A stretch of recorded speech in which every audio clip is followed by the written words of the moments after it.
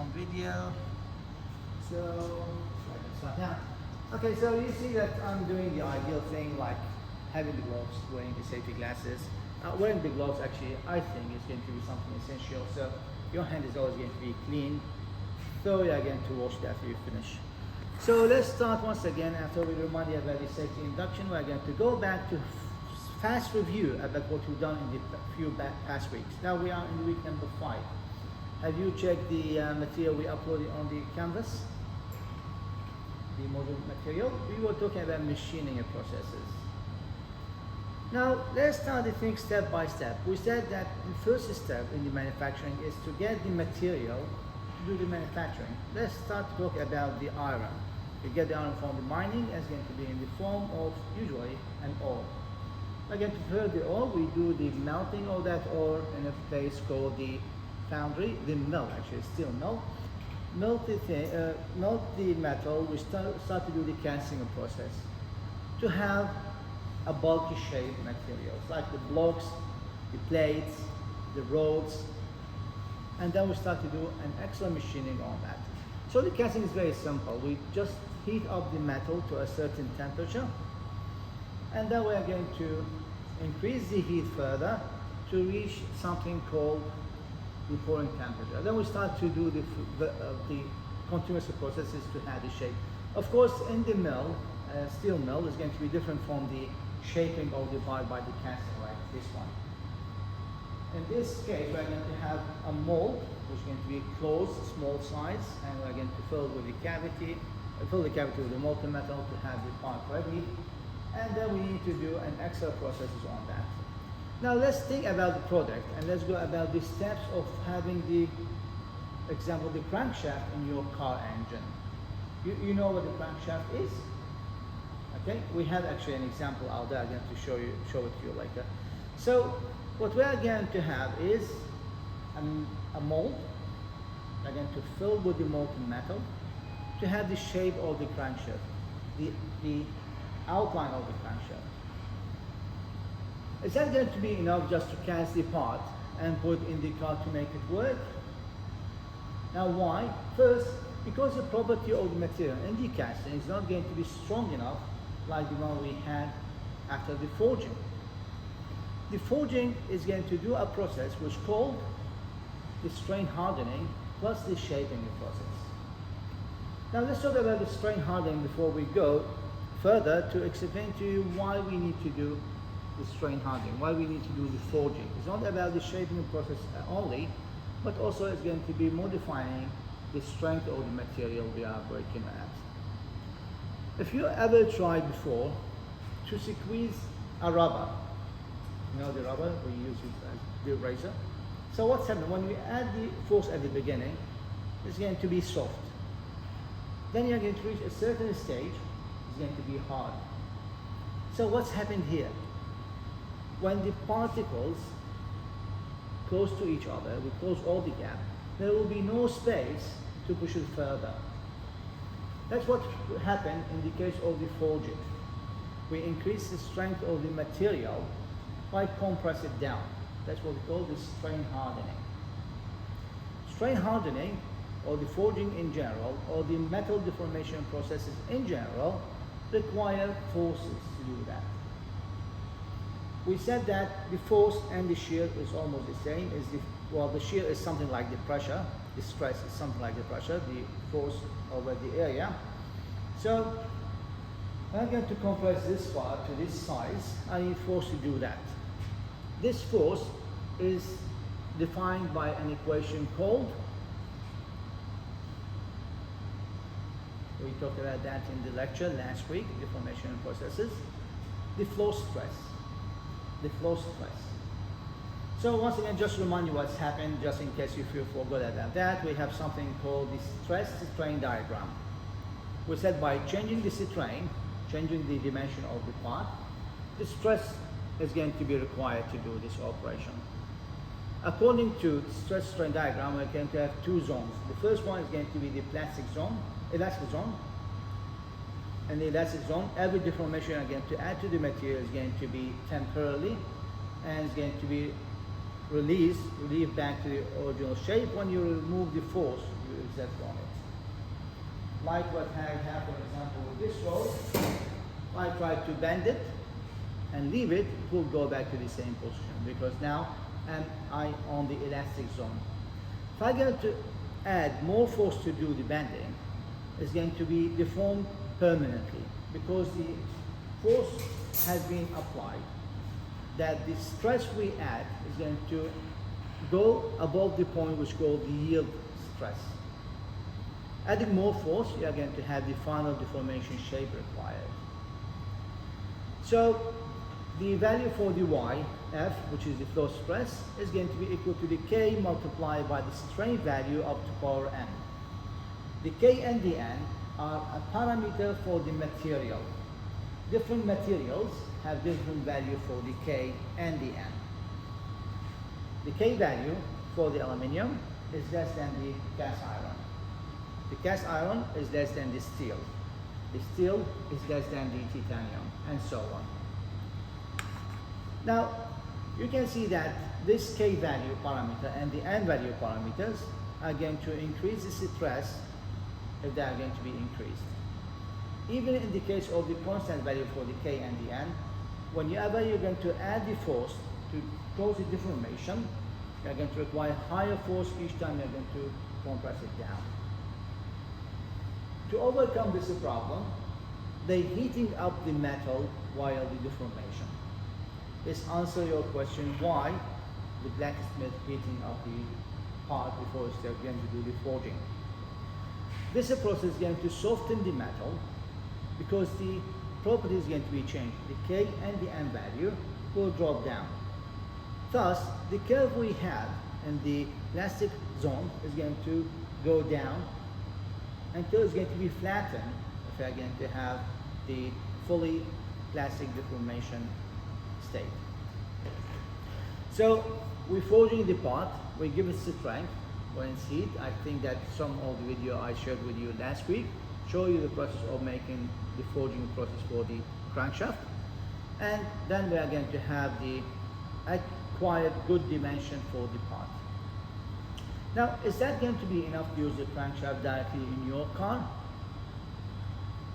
The answer is going to be no. Because what's happened is that in the crankshaft, we are going to have some areas where the journal bearing is going to be sit on it. And after the journal bearing, we are going to have the crank cam is going to be joined to it. So we need to have a very high tolerances that the shaft is going to rotate, the cam is going to rotate accordingly, sorry, the rod is going to rotate accordingly over it without any vibration due to the small size or without any high friction due to the tight size. So how to achieve this dimension? We need to do something called the machining. The machining is removing all the material by using a cutting tool. I gave you an example last week. If you are going to have a knife and you start to remove the butter from the block, you add the knife at a certain angle, you push the butter, and it's going to have the cruelly shape of the butter. Now the same process actually in the machining. We have the tool. Just give me 1 second. I'll try to show you that things practically.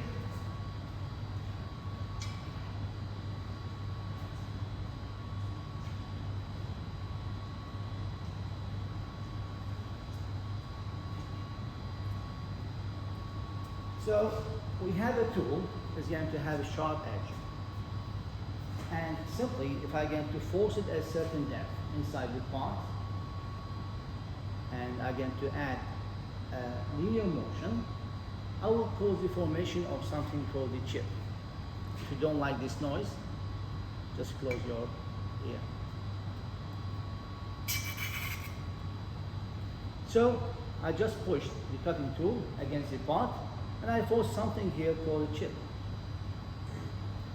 Now to form this chip, we have a model illustrate how the forces are working between the cutting tool and the work part. We exerted the cutting tool at certain depth inside the surface. with a certain angle inside the surface. Okay, now just imagine that this is the surface of the work part. I'm going to put the cutting tool at a certain angle to provide the clearance and also to reduce the contact between the chip and the work part after the separation. This angle, the other angle beside the clearance one, is called the rake angle, denoted as alpha. When I start to push it, we're going to have internally between the chip and the part a plane which is called the shear plane. We call the shear plane because in this plane we're going to have the shear application of the material. The material particle will start to slide over each other, plastically deformed, until we are going to have the high force that causes it to separate. And it's going to have something like these chips that you can see around us in the lab. As the chip is going to be removed, a new surface for the material is going to be exposed. Just keep doing that. We are going to form the shape to the final shape we would like to have. So, if we're going to take a look, for example, for some of the items I put here, and we start to evaluate how these parts were made. We're starting with this part. How this part was made? Just casting, just sand casting. Very simple. I think that the only machining process happening to that is just to trim the channel. Just trim the channels, and we're going to have the part ready to be used. No extra machining process is required because we don't have any details like the threads or any cuttings, and also no need to do any deformation process.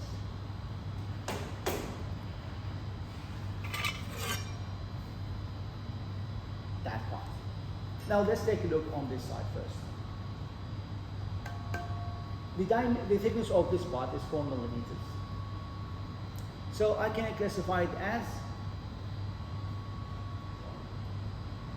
it's not a plate, sheet metal, okay, because it's less than 6 millimeters in thickness. And the sheet metal is going to go with the sheet metal processing. So the first thing I would like to have that shape, and then I'm going to put the outline away from the holes. And the only way to do that is to do the cutting operation. If I'm going to inspect this part, and that's what I'm going to do later, you will find that the edges actually is going to have two areas. The first one is a flat area, then suddenly we're going to have the rough area. Because this process is the shear cutting.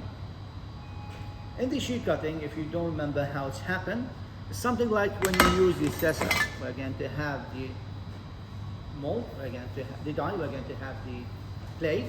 The plate is going down, or going down that way, and then it's going to exert the forces on the surface, cause the deformation to appear, so the part will start to slide first. Very nice cutting at the beginning. Then the deformation force is going to be too high, so the part is going to break up and separate. That's why we're going to have these edges generated. Of course, we have other ways to do that, but let's talk about the metal sheet process first. The process of cutting this part is called the blanking. In the blanking, we are going to have the die sitting at the table, and we have the punch. Both the die and the punch have the same shape of the part I would like to cut, with some clearance between them. Mean the punch is going to have the cavity, which have this shape, and the mold or the die is going to be the solid shape, which have the top look like the same shape of the part I would like to cut. With the clearance, which is equal to the, you have this calculation shown to you, but mainly it's going to be equal half of the thickness of that plate. With the movement, it's going to cause the blanking of that shape. In the blanking process, we cut many of these shapes and put them aside because this will be the start-up material for another operation. Then we're going to take it to another process to make the holes. These holes are not drilled. These holes are not drilled. It's going to be done by another deformation process, which is called the punching. In the punching, so something similar to that, we're going to have the punch, and we're going to have the die again.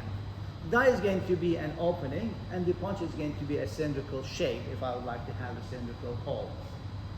Simply what's happened is we're going to have the die sitting below. The hole in the die is exactly the diameter of, exact diameter of the hole plus the clearance area, and the punch will come from the top and punch the pot. By punching the pot, the resulted item or the material is going to be called a slug, and this one is going to be recycled material, and we're going to have the hole being done on the pot. So you can see that the difference between the blanking is making the part which is going to be used by the cutting operation, and the punching we're just generating the hole, and the part resulted is going to be scrapped. Take a look to the other side. We have the bracket here, and we have this cylindrical shape. This cylindrical shape is not a pipe, as you can see, because it's closed on that side. Do you have an idea on how they made that shape and this shape? Take a look to the bracket. Try to imagine that you have a block and you have a piece of paper.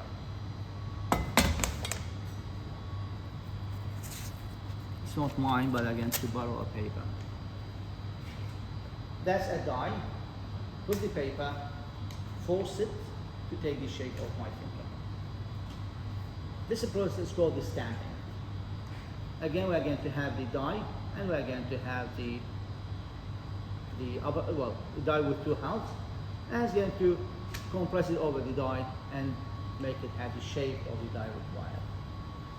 That's how they done this bracket. So you can see that we're going to do the planking for the flat one, and then we're going to force it over the die to have that shape. For the cylindrical shape, it's done by a process called the drawing, or the divot drawing. The die is going to be a cylindrical hole, and we're going to have a cylindrical punch at the top. It's not going to do the cutting that time, but it's going to force it to go inside the cavity. The shape is going to be a cylindrical shape. This process is called the drawing. It's going to be for longer parts like the gas cylinders. It's going to be called the divot drawing. We can go to do the thinning operation, and this will be the extended drawing, and so on. So multiple parts made by different deformation processes, then we're going to join them. Some machining is required, like we have some thread inside this cylindrical shape, and this thread is done by, once again, a sharp cutting tool to perform the process. So you saw the sequence. We did the casting, we did the forging if required, we did the sheet metal working if required, we can do the extrusion to make a rod like that, the bar drawing to make it with the same diameter and length, and finally we can add a thread to it at the end. So always sequence is going to be like that. We need to do the casting, we need to do the deformation processes required. We didn't have the final dimensions, and we hadn't have the other details like the thread, or maybe a hole on the side, or whatever the thing we are going to have. So we need to do the sequence one by one. Usually the machining is going to be either the final process or the semi-final process. When I say final process, if I'm going to get the shaft we worked on at the beginning and start to cut the area where the journal bearing is going to be sit in, for example, the diameter in this area is 12 millimeters. I'm going to start to cut it on the turning machine, and I'm going to take it down to the diameter required. Let's say it's going to be 10 minus 0.01 millimeters. 10 minus 0.01 millimeters. I didn't say that plus minus, because this will sit over the shaft will sit, the bearing is going to sit over the shaft. And I need to have a free movement between them, but I don't want it to be loose. If I would like to have this movement, I'm going to make this shaft a little bit smaller than the actual diameter. It's either the same diameter or a little bit smaller, so it's not going to be stuck inside. So that's why the tolerance is going to have a negative value. It's not going to be too much, because otherwise it's going to have the vibration happening. This will damage the part much faster than the friction. So I'm going to take it down from 12 millimeters to 10.2 millimeters. I'm going to leave 0.2 millimeters for the further operation. Now, why I'm doing that? In the case of the turning, and I'm going to have the cutting tool and the work part. The work part is start to rotate. So rotational movement is going to be for the part. And the cutting tool is going to have the linear movement. So it's going to move like that, and the part is rotating. So what will be the shape of the cut we are going to have on the shaft? Just remember that this one is rotating and this one is moving linearly. So what will be the shape of the cut we are going to have on the part? I will give you an example. You 100% saw some videos on the TikTok or the Facebook or whatever the place is for the apple peeler. It's the same concept, right? The apple is rotate and they put the sharp edge around it, and we start to move the peel of the. It's going to be what? Spiral for the chip. Yeah. But for the part, once again, we get that spiral cut around it. So if we're going to take a look, close look at the part, you will find rings, spiral rings on the part. This is not going to have a good surface finishing in that case, whatever the feed rate or the finish cut we try to have. But it's going to be close somehow to the dimensions. So in that case, we need to remove the extra materials of 0.2 millimeters by another operation. This operation is going to be the grinding. You all used the sandpaper before. So what do we have in the sandpaper? It's a piece of paper, and on the surface we have bonding material, which is the abrasive material, abrasive particles, bonded on this paper, just for supporting. Some operation, by the way, doesn't have this supporting. Something like, if you like to have the shiny metal balls, you put them in the something like the sand, abrasive material, in the barrel. You start to rotate the barrel, and the particles start to remove the hard surface from the metal ball and give it the good surface finishing. Now, the sandpaper is going to have a friction force with the part, and it's going to remove the material, not in the form of the big chips we just saw, but it's going to be a form in the very tiny small chips we call a powder form. Now, the grinding wheel is more advanced process. The same abrasive material has been compressed under the pressure with using the bonding material to have the grinding wheel. So we need to do the grinding for the shaft. We cut it to 10.2 millimeters, and the grinding will start to remove the 0.2 millimeters to take it down to 10. How it's happened? Now this part will rotate. The grinding wheel is going to rotate on the opposite direction. And first we are going to have the contact between both, and we start to remove the material to the required dimension. The surface is going to be shiny, good surface finishing, close tolerances, but still I can do an extra process, which is still an abrasive cutting operation, by doing something like the super finishing. In the super finishing, we're going to have a tape similar to the sandpaper. Is going to change its location continuously. We get it close to the part as it's rotating, and start to remove the material, even finer particle, and give you the shiny surface we can see for this shaft. This operation is called the super finishing, and it's considered as a material removal process, or the abrasive cutting operation. the types of the machine mainly going to be divided into three different types. We have the drilling, we have the milling, and we have the turning. In the case of the drilling, we are going to have the cutting tool which is called the drill tip. Most of the drill tip is going to have two cutting edges at the end. What's happening here is that the cutting tool is rotate and have a linear motion along the same axis, where it's going to be inserted inside the stationary part. It's going to start to remove the material, which is the chip, with the aid of the two cutting edges, and going to generate the cut, which is a hole, have the same diameter of the cutting tool. So what we had was single axis for the rotation and the linear motion of the cutting tool. That's what we had in the drilling operation. Of course, the hole can be a blind hole if I didn't penetrate the cutting tool to come out from the other side, or a through hole if I'm going to make it go to the other side. The name through and blind, that's when you cannot see the light through, and the through, that's when you can see the other side. The other operation is the turning operation.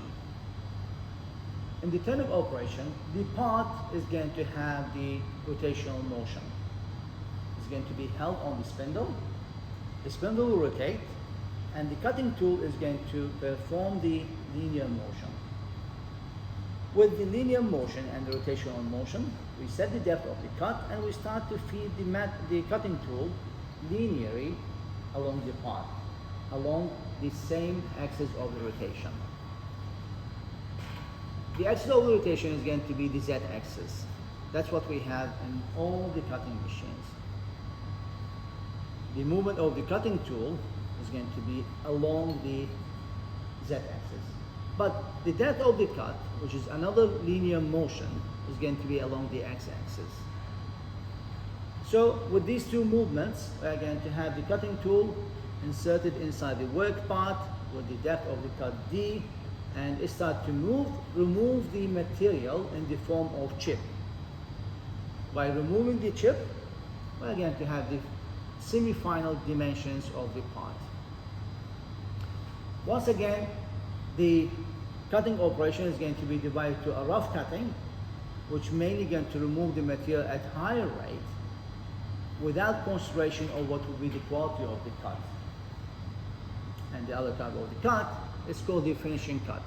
So if I would like to take this diameter from 50 to 25, I need to do that faster because the time of the machining is considered to be a production time.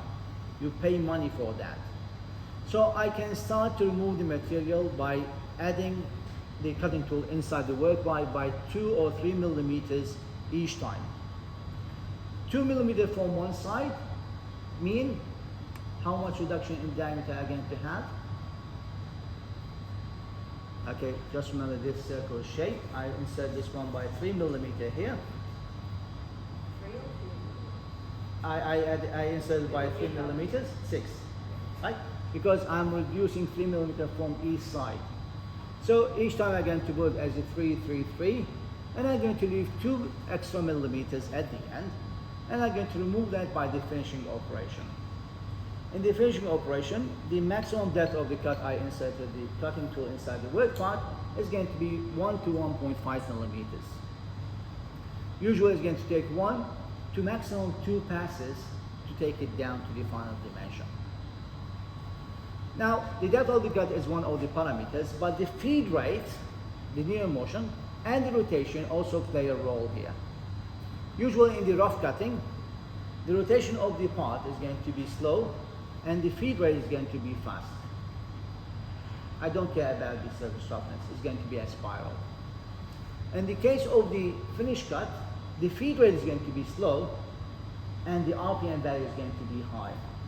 And thus the spiral is going to get close, the lines of the spiral is going to be close, and I'm going to achieve better surface finishing.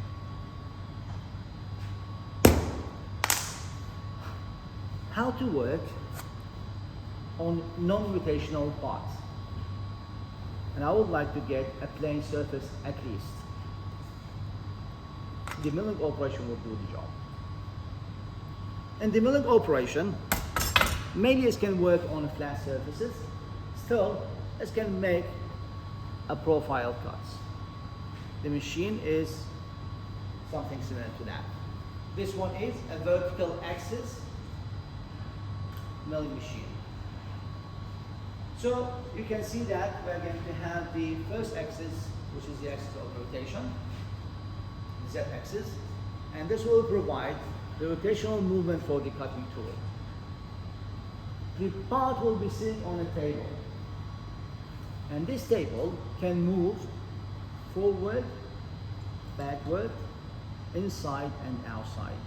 Along the side of the table is going to be the x-axis. Shortest side is going to be the y-axis. So the cutting tool have the linear motion along the z-axis, sorry, the rotational motion and along the z-axis, and it can go inside to provide the depth of the cut along the same axis, axis number 1. The table is moving along the x-axis and the y-axis to provide the linear motion. This will be another 2 axes. So this machine is 3-axis machine.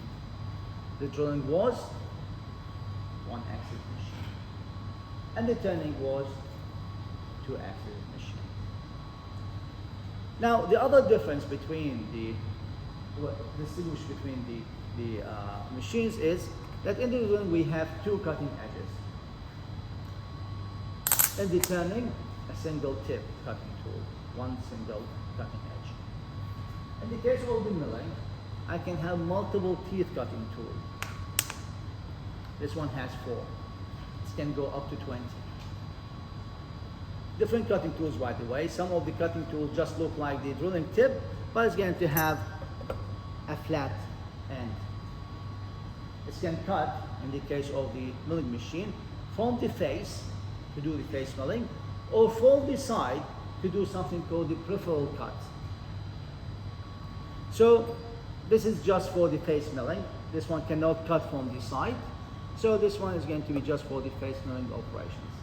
As I told you that some of the cutting tools, I couldn't find one here. It can cut from the side to do, for example, the profile cutting, and it's going to be called the profile cutting operation.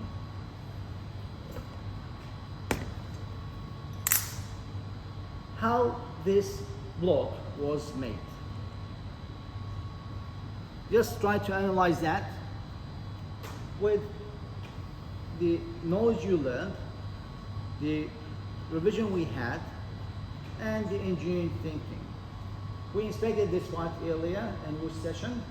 In the casting session, right? We said that the outside surface is going to tell me that this part was made by the sand casting. We added some cores inside to provide some initial cavities for the pump. After we finish the casting, I can take this part and we start to add a machining operation on it. The first operation is face milling, cut that surface to make it flat. You don't expect to have a very flat surface finishing with a good surface finishing when you do the casting. Same thing will be happen on the other side, face milling. Now the part is ready for the further operations. I just remove the core, and by removing the core, I'm going to have cavities inside. Then anything but not a perfect cylindrical shape. So to make that shape, cylindrical shape, I'm going to have a cutting tool.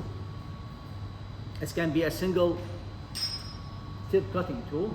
It's going to go inside the part, the cavity which already been created by the core, and start to either rotate by itself on the milling machine, or the part will rotate in the case of the milling machine. Or we can use something called the boring machine.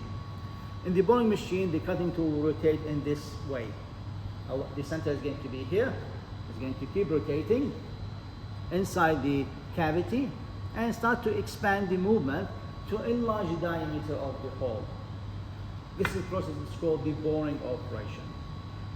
They didn't call it boring because it's actually going to be long and boring, but simply because it's going to have the bore shape created at the end. If I would like to have a good surface finishing for it later, I can do a process called the reaming, or I can simply generate the exact dimension of the bore by using the boring process. I can do another process which is called the honing. In the honing, the cutting tool is going to be cylindrical shape. On the side, I can put strips, which strike actually going to have a paper like sandpaper. It's going to be sticks on the side. The honing operation going to have the cutting tool rotating, the abrasive material stickers on the side, and go inside the part, keep rotating and oscillating upward and downward. Thus, is going to remove the material with a very thin layer and create not only the exact dimension, but achieving the good surface finishing, which is actually required to have the, well, this one is rusty, to have the gear rotating freely with very good tolerances between the wall and the gear teeth. We've done the cavity by the boring and then the honing to have these dimensions. Now on the other side, I remove the core. I have a bore has been so the hole has been generated, but I need to have the internal thread. Now once again, to do that, I'm going to put the part on the milling machine. I can do the boring on the milling machine. Then I can do the internal threading on the milling machine operation.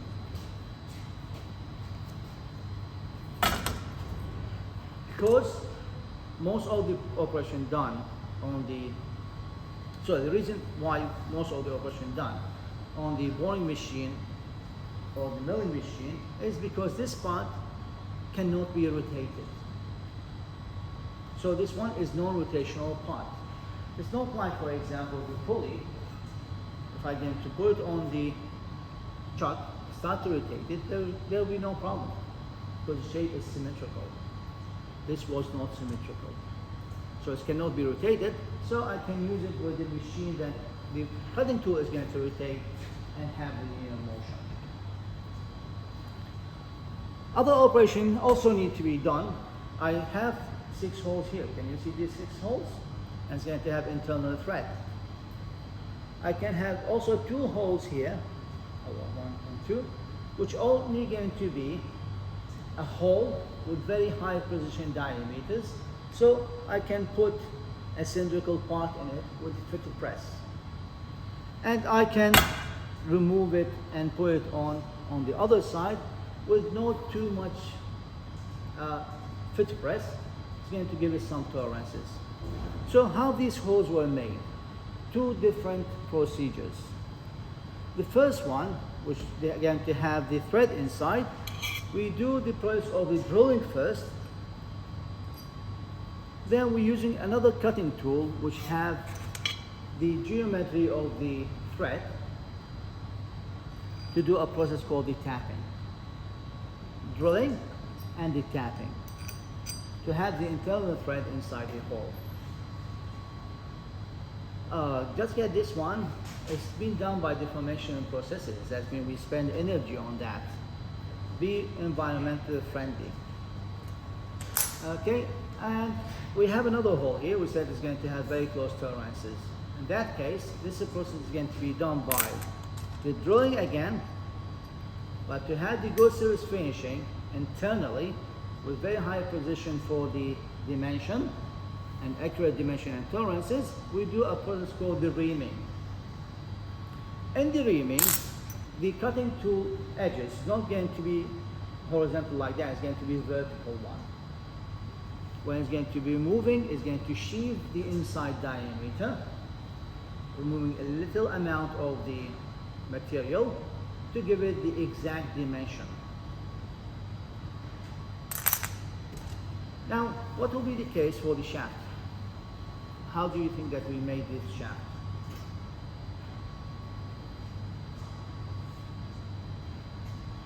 Mainly we have 5 operations to make this part. Well, actually I'm going to make it 6. I just tried to add something else. If I'm going to have a bar and I would like to cut it, how am I going to cut this bar? I would like to make a multiple length.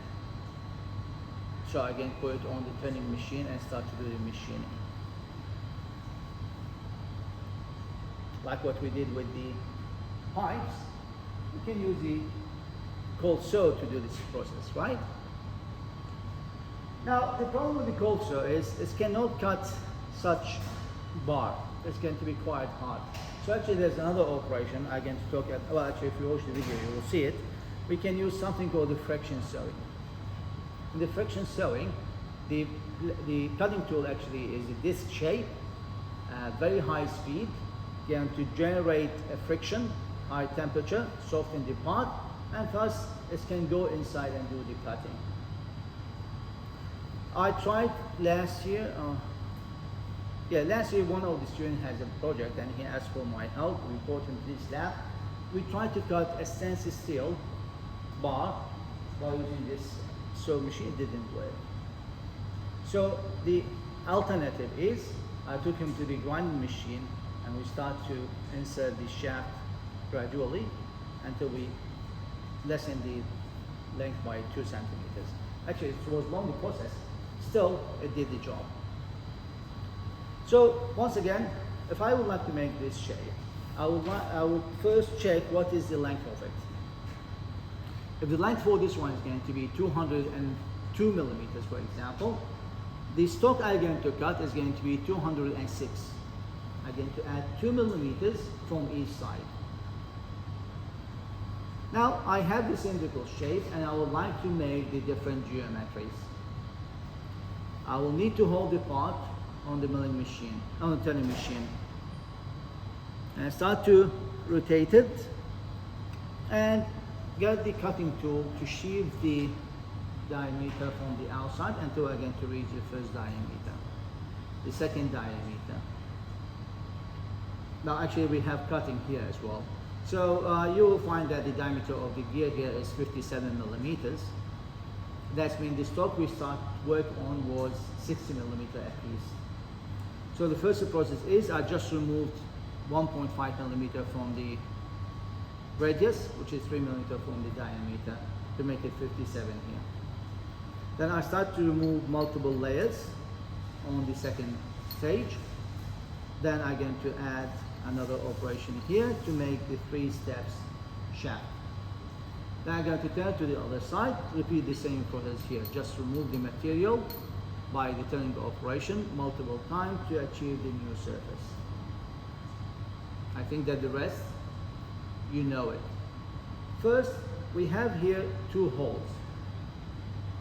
And these 2 holes is done by an operation called the centering drilling, or the central drilling. Well, everything I actually talking about here, you can find it in the video available on the canvas. I spent 2 days making this video, so it's going to be worth to watch it. I know 27 minutes, but it's going to include all the operation I'm talking about here.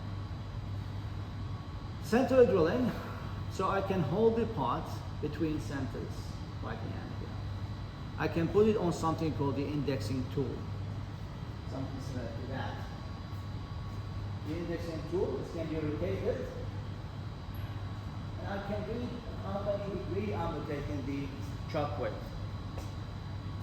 I would like to have these cuts on the gear. I can have a cutting tool, it's called the gear cutter, on the milling machine.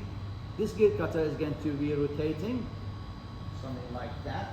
This is the cutting tool, is rotating, and the part is fed against the cutting tool. So each time is going to cut one of these teeth. The cutting tool is rotating, the fed inside the part with the second axis, and then start to have the linear motion. So each time is going to generate one of these teeth. How to get it exactly the same number, I'm going to divide the circle into an equal divisions and set the number of the divisions on the indexing tool. So it's going to have the first position, the cutting tool is rotating, fed in and pass, cut the first teeth. The indexing tool will turn to the next stage. Keep cutting that until we're going to have the gear shape generated. Now we're going to take it out from the indexing tool and put it on another machine which is called the approaching machine. In the approaching machine, the cutting tool is going to have internally a taper shape. Some of the cutting tool actually which can do the external cutting, it will look like this shape. It's going to have multiple teeth on the side. The teeth actually is going to be smaller at the beginning and larger at the end. So it's going to have a taper shape. I can force it in linearly, and its way is going to cut the spline. I can do another process is have the cutting tool to be at this shape, a donut shape. Once again, it's going to be tapered, so the entrance is going to be larger diameter than the top, and I can force it in to have the shape of the spline. So I did the cutting of the geometry, I cut the gear, and I cut the spline. In each process of those, I remove the material by the plastic deformation. Okay, so I was pushing, as remember what we've done here, I was pushing the cutting tool against the part to generate the chip. Now, we are going to have some forces here. These forces is explained in the orthogonal cutting model you can find in the second video we have in the module number 5. So mainly the force is going to be the cutting force and the thrust force, which can be measured. Internally on the each plane we have the secondary plane, which is the friction plane, and we have the primary plane, which is the deformation plane. So we are going to have actually another 4 forces on these 2 planes. All these forces is going to keep something called residual stresses on the part. So if I'm going to have something like the FEA, or the finite element analysis, and try to do a simulation for the part, well, after doing all this operation, you will find that too much stresses here than the stresses on that position, because of the cutting operation was harder. These residual stresses is going to be a bad idea when you apply the application for this gear. So it's going to have more forces in certain area, and this may cause the part to fail. So how to remove the residual stresses?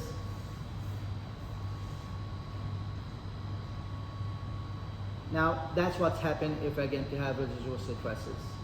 We added some deformation forces, and this caused the things to go inside each other unhomogeneously. So how to make it homogeneous again?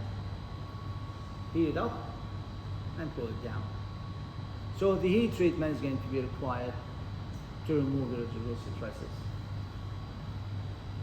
Now we are going to take it to the grinding. I'm going to do the grinding for this part, and then we're going to do the super finishing and the part ready. So it was cylindrical shape. I removed the material. I have the final shape. The material has been removed as a chip, and this chip cannot be recycled. So this will be material has been wasted. How to calculate the wasted material for cutting this part? How to calculate the mass of the wasted material for cutting this part? Yes? Yeah, exactly. So what I can do is, if I know what the density of this bar, because I bought it, and I would like to know how much material has been wasted, I can simply weigh this one. It's going to be 1.557 kilogram, and I'm going to weigh the actual cylinder, do the subtraction, and I'm going to find what the mass has been wasted. I can check the volume. If I know the density, I can check the volume and know how much material has been removed.